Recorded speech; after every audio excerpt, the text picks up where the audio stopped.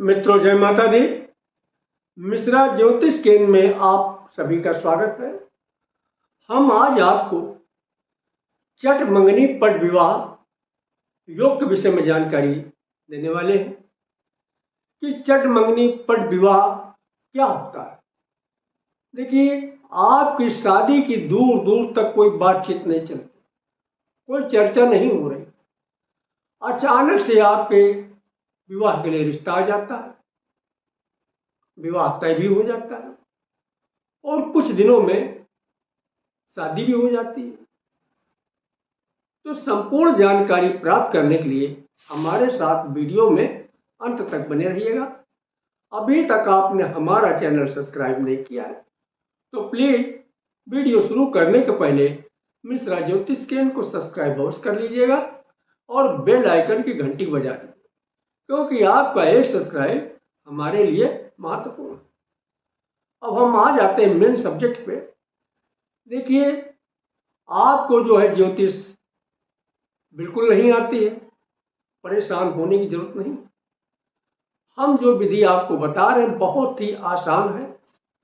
आप जो है एक दो बार देख के ही आप अपनी जन्म कुंडली के विषय में पता लगा सकते हैं कि आपकी कुंडली में चट मंगनी पट विवाह योग है या नहीं। तो इसके लिए आप अपनी जन्म कुंडली को खोलिएगा। तीसरे या चौथे पृष्ठ के ऊपर आपको इस तरीके से एक नक्शा दिखाई देगा। ऊपर जन्म कुंडली लिखी हो सकती है, जन्मांग लिखा हो सकता है, लग्न कुंडली, बात एक ही। तो इस तरीके के आपको लग्न कुंडली या जन्म कुंडली या जन्मांग के नाम से एक नक्शा मिलेगा। अब आपको देखना है 7वें स्थान को, यानी विवाह स्थान को। और कुंडली के अंदर विवाह स्थान होता कौन है? 7वां स्थान। 7वां स्थान ये। अगर आपको इस स्थान को पहचानने में दिक्कत हो रही तो हम आपको तरीका बता रहे हैं। सबसे ऊपर लग्न हो, आपकी कुंडली में लग्न लिखा हो और यहां से गिनिए 1 2 3 4 5 6 7। तो ये 7वां स्थान यानी 7 नंबर की गिनती यहीं आकर रुक जाए। अब 7वें स्थान पे का स्वामी कौन है ये आपको पता लगाना। अभी कैसे पता लगा पाएंगे? देखिए, आपकी कुंडली में यहाँ पे 1 से लेकर 12 तक कोई भी गिनती लिखी हो सकती है। यहाँ पे 1 से लेकर 12 तक की कोई गिनती लिखी हो सकती है। अब सपोज कर लीजिएगा आपकी कुंडली में यहाँ पर 1 की गिनती लिखी, तो कागज कलम निकालिए, आप 1 नंबर डालिए, 1 नंबर के आगे मंगल, यानी 1 नंबर की गिनती का मतलब हुआ यहाँ का स्वामी मंगल। अगर 2 की गिनती लिखी है 7वें स्थान पे यानी इस स्थान पे, तो यहाँ के स्वामी हुए शुक्र।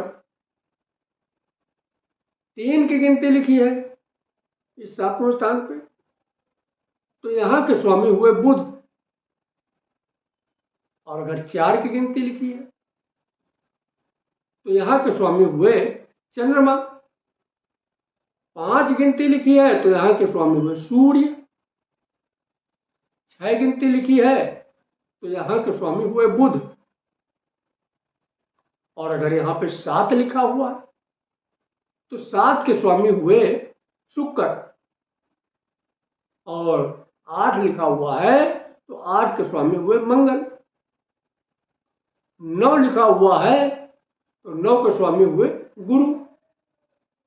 और 10 लिखा हुआ है तो 10 के स्वामी हुए शनि। और 11 लिखा हुआ है तो 11 के भी शनि हुए।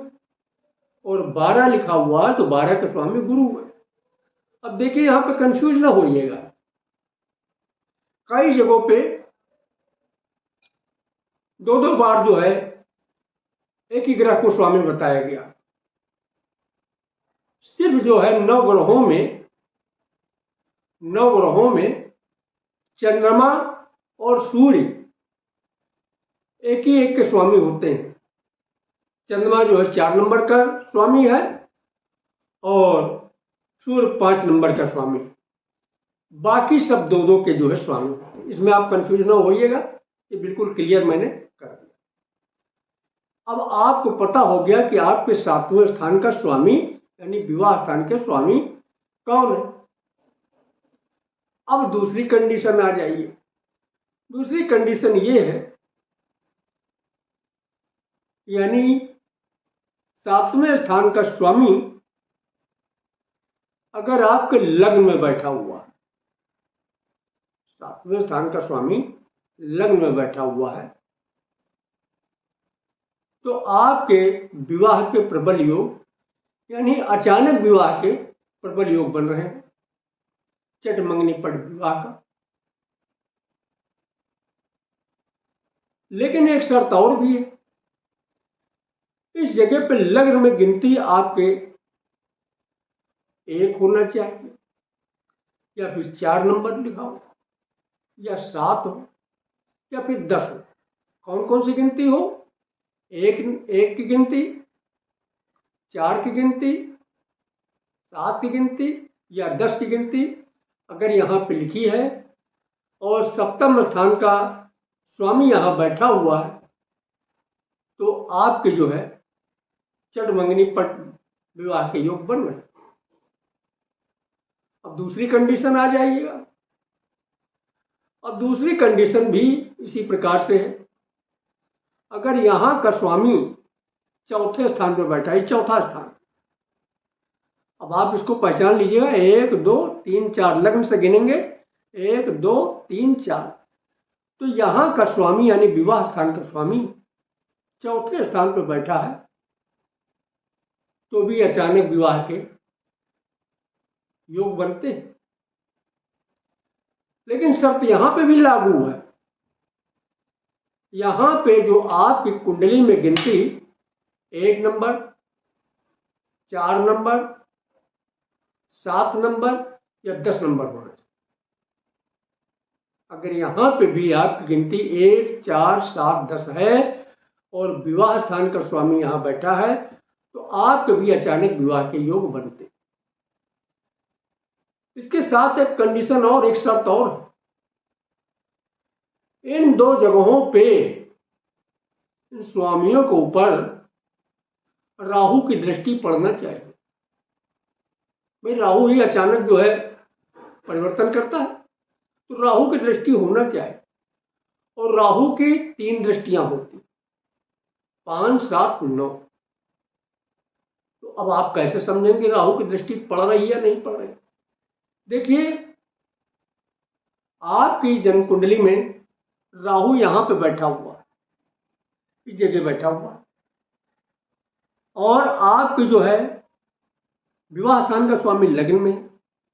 तो अब आप गिन लीजिए, 1 2 3 4 5, यानी राहु 5वीं दृष्टि से आपके लग्न को देख रहा है।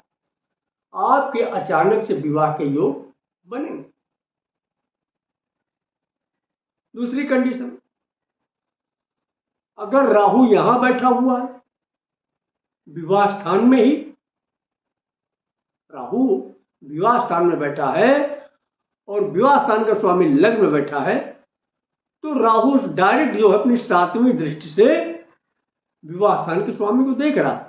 देख लीजिएगा, 1 2 3 4 5 6 7, 7वीं दृष्टि यहां पे आ गई। अब अगर जो है कंडीशन और, राहु यहां बैठा होना चाहिए। यहां बैठ के राहु क्या करता है? देखिए, 1 2 3 4 5 6 7 8 9 अपनी 9वीं दृष्टि से लग्न को देख रहा है। यहां बैठ के, यानी पंचम स्थान पर बैठ के 9वीं दृष्टि से लग्न को देख रहा है। देखिए, गिन लीजिए, 1 2 3 4 5 6 7 8 9, तो 9वीं दृष्टि से लग्न को देख रहा है। तो आपके अचानक से विवाह के योग बन रहे हैं। अगर आपकी शादी की उम्र हो चुकी है, माता पिता और आप शादी के लिए प्रयास कर रहे हैं, तो अचानक से आपके शादी के योग बनेंगे।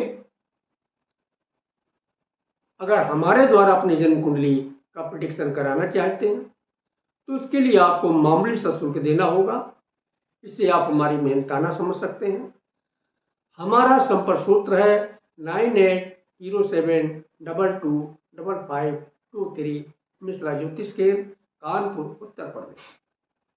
हमारे द्वारा दी गई जानकारी आपको अच्छी लगी तो मिश्रा ज्योतिष केंद्र को सब्सक्राइब करें, लाइक करें, अपने इष्ट मित्रों में अधिक से अधिक शेयर करें। कमेंट बॉक्स में जय माता दी अवश्य लिखें। जय माता।